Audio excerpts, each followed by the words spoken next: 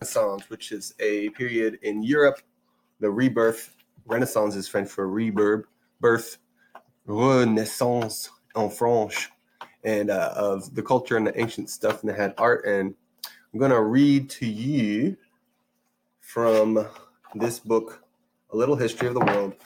This chapter is called A New Age. Have you ever come across an old exercise book or something else you once wrote, and on leafing through it, been amazed how much you have changed in such a short time, amazed by your mistakes, but also by good things you had written? Yet at the time, you hadn't noticed that you were changing. Well, the history of the world is just the same. How nice it would be if suddenly heralds were to ride through the streets crying, "Attention, please, a new age is beginning." But things aren't like that. People change their opinions without even noticing, and then all of a sudden, they become aware of it. As you do, like when you look at your old school books. Then they announce with pride, "We are the new age." And they often add, "People used to be stupid."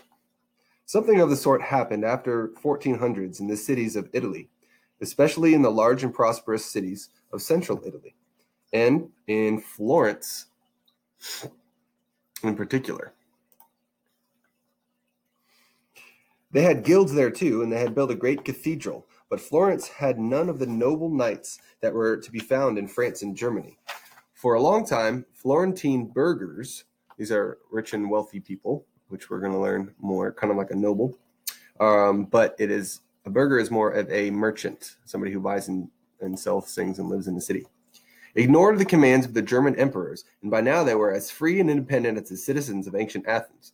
As the years went by, these free and prosperous burghers, shopkeepers, and craftsmen had come to care about entirely different things from those that mattered to the knights and the craftsmen of the Middle Ages. To be a warrior or a craftsman and dedicate one's life to the service and glory of God was no longer every man's aim. What mattered was to be someone in your own right, and to have a head on your shoulders, and to know how to use it.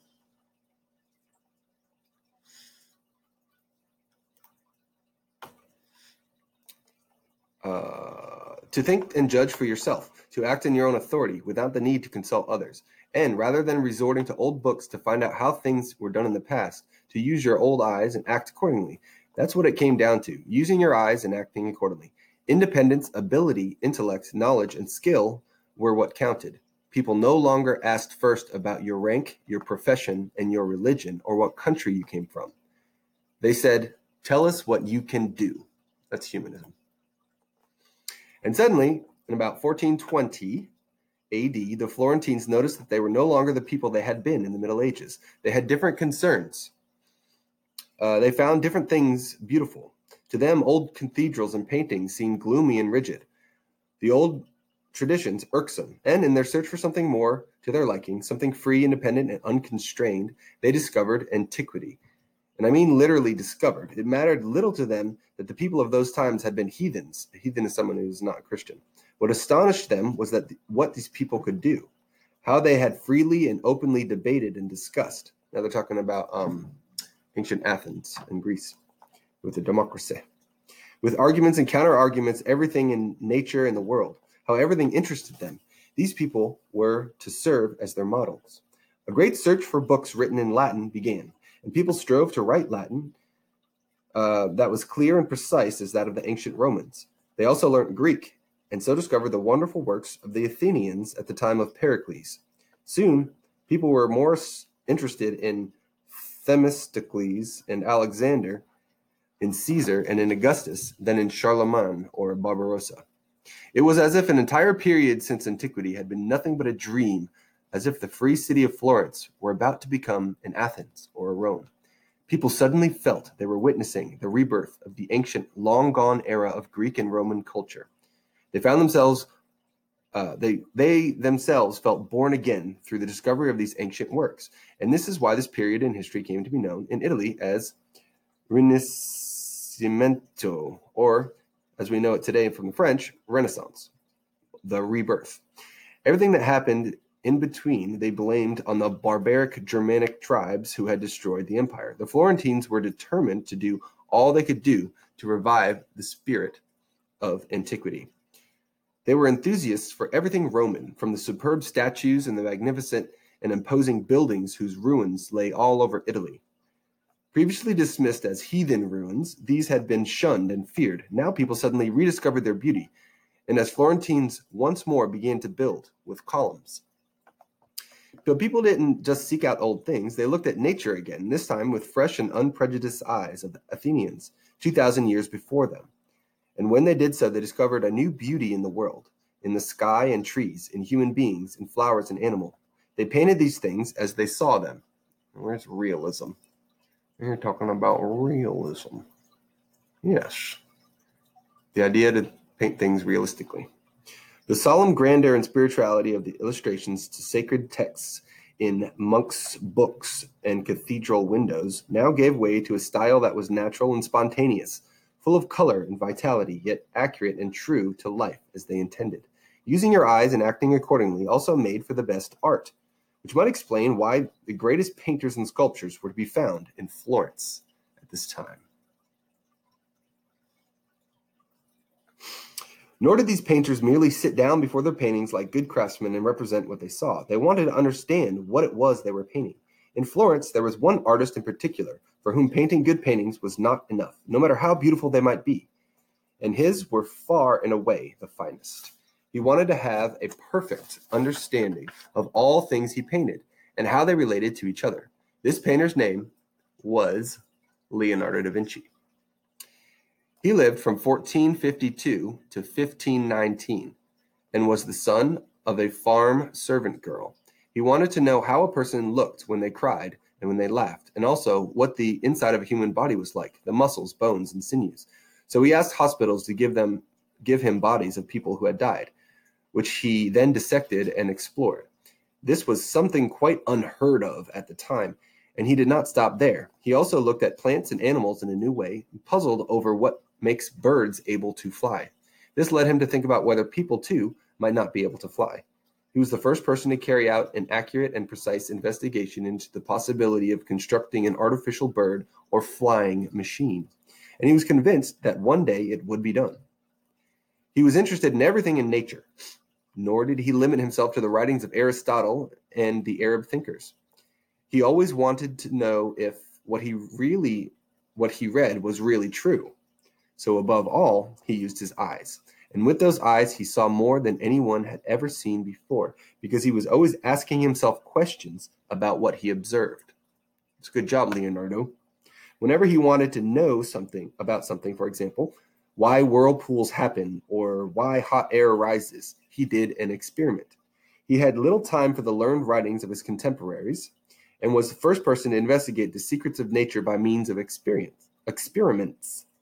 He made sketches and noted down his observations on scraps of paper in a vast accumulation of notebooks.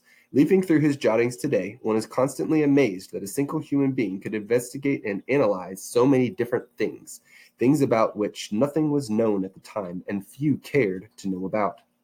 Yet few of his contemporaries, somebody lived at the same time as him, few of his contemporaries had any inklings of the many discoveries that this famous painter was making, or knew of his novel ideas. He was left-handed and wrote in minuscule mirror writing, a reversed script, which is far from easy to read. This was probably intentional, for in those days it was not always safe to hold independent opinions. Among his notes we find the sentence, "The sun does not move."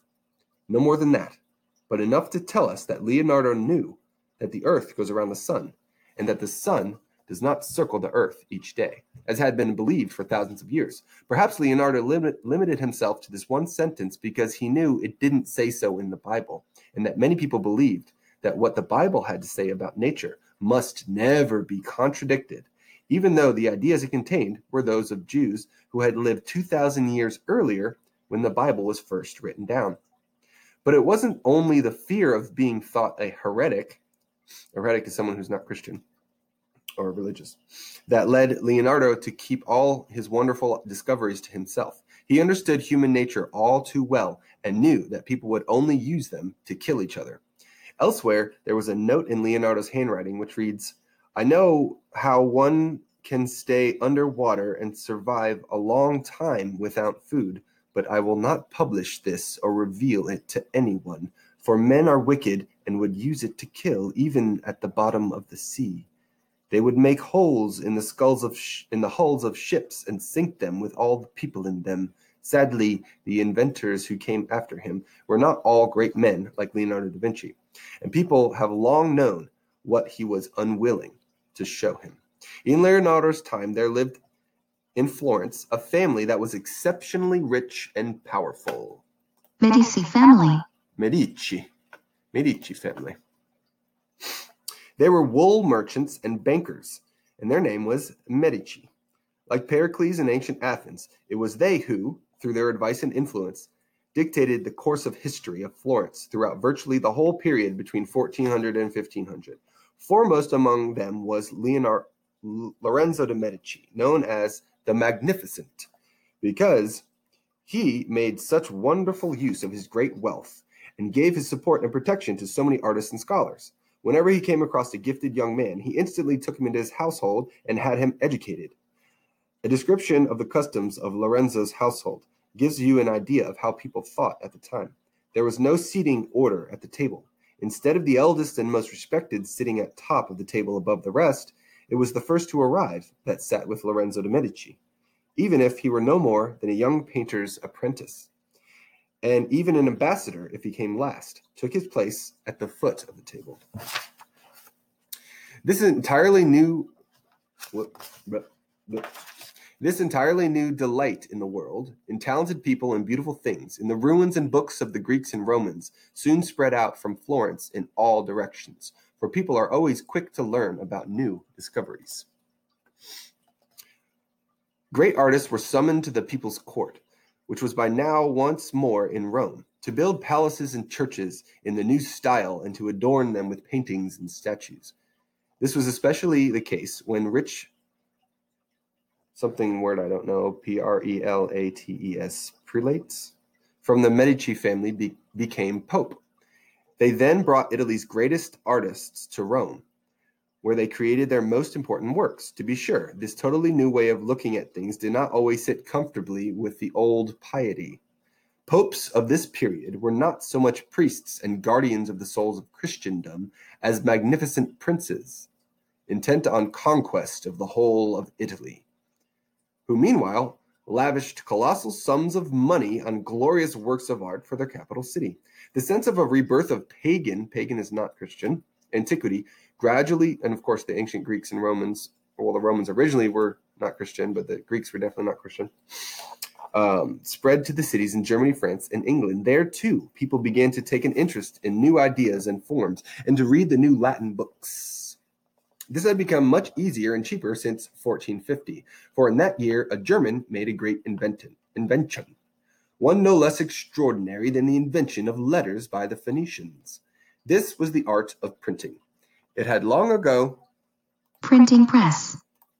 It had long ago been known in China, for some decades in Europe, that you could rub black ink on carved wood and then press it on paper. But Gutenberg's invention was different. In fact, instead of printing from whole blocks of wood, he made single letters out of metal, which could be lined up and held in a frame and then printed from as many times as one wished. When the desired number of copies of one page had been made, the frame could be undone and the letters used again in different order.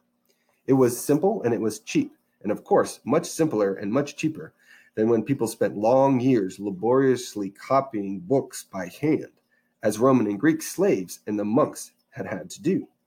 Soon, a whole host of printers had sprung up in Germany, Italy, and elsewhere. The printed books, Bibles, and other writings were eagerly bought and read, not just in Europe's cities, but in the countryside as well. However, another invention of the time was to have an even greater impact on the world. This was gunpowder. Once again, the Chinese had probably known about it for a long time, but they mostly used it to make fireworks. It was in Europe from 1300 onwards that people began to use it in cannons for shooting at fortresses and men. And before long, soldiers were carrying massive and cumbersome guns in their hands. Bows and arrows were still much faster and more effective.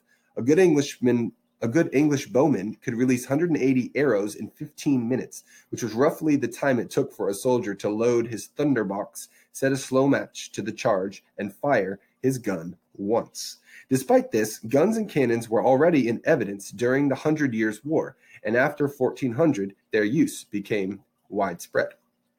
But such weapons were not for knights. There was nothing chivalrous about firing a bullet into a man's body from a distance. As you know, what knights did was to gallop towards one another and try to knock each other out of the saddle. Now, to protect themselves against the bullets, they had to abandon their chainmail in favor of increasingly heavy solid armor. Dressed in this from top to toe, they looked like iron men and must have been a fearsome sight. But the armor was unbearably hot and impractical, and the knights could hardly move. For this reason, no matter how bravely they fought, they were no longer so intimidating. In 1476, a famous warlike knight and prince of the Duchy of Burgundy, known as Charles the Bold, on account of his fearlessness, led an army of knights in armor to conquer Switzerland. But when they got there, the free peasants and burghers of Merton surprised them, and, fighting on foot, simply knocked all the knights off their horses and clubbed them to death. Then, because they could move, because they weren't held down by armor. Then they made off with all the magnificent and valuable tents and rugs that the knights had brought with them on their campaign of conquest. You can see these today in Bern, the capital of Switzerland. Switzerland remained free, and the knights had their day. Knights in shining armor, their day is over. This is why the German emperor who was ruling around 1500 is known as the last knight. His name was Maximilian, and he was a member of the Habsburg family, whose might and wealth had grown steadily since the time of King Rudolf. Since 1438, their power had spread beyond their own country of Austria, and such was their influence that all German emperors who had been elected since then had been Habsburgs. Nevertheless, the German noblemen and princes gave most of them a good deal of trouble, and Maximilian, the last knight, was no exception.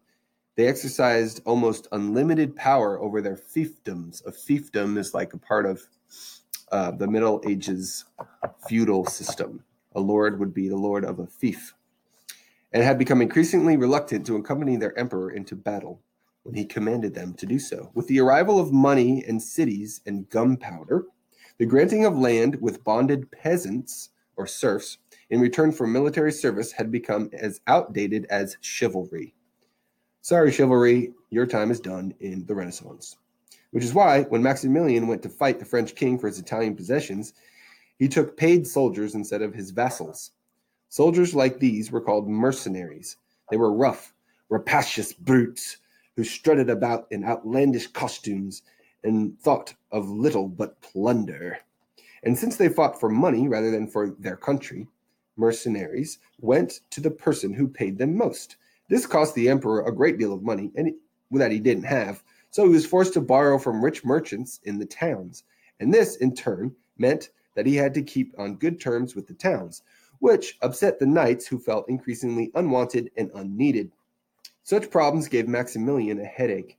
Like the knights of old, he would far rather have ridden in tournaments and composed fine verses about his adventures to present to his beloved. He was a strange mixture of the old and the new, for he was very taken with the new art, and was always asking the German painter, Albrecht Dürer, who had learnt a lot from the Italians, but had taught himself even more, to make paintings and engravings in his honor. Though these wonderful portrait paintings by the first of the new German artists, we can actually see what the last knight looked like. These works, together with paintings and buildings of the great Italian artists, are in fact the heralds who cried, "Attention, please! A new age has begun." And if we called the Middle Ages a starry night, we should look upon this new wide-awake time, which began in Florence, as a bright new dawn. That was a long video. Thanks for listening. Hopefully you got some information about the Renaissance. Renaissance.